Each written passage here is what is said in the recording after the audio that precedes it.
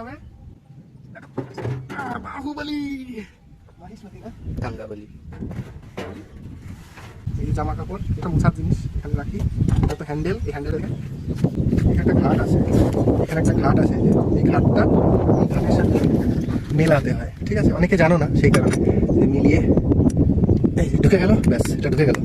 এবার এই পাইপটা, এই পাইপটা দিয়ে জল বের হয় মেশিনের মধ্যে থেকে, সেটাকে জমিতে দিয়ে দিলাম। কলে জল আছে কিনা সেটা দেখতে হবে।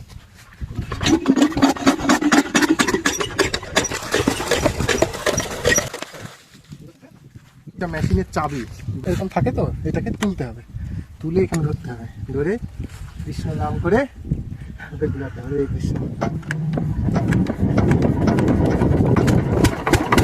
নামিয়ে দিতে হবে, আবার না নামালে চলবে না।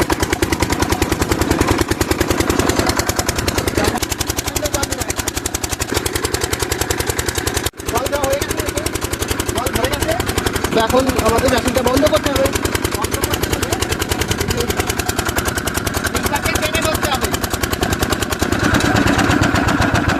টেনে ধরলে পরেই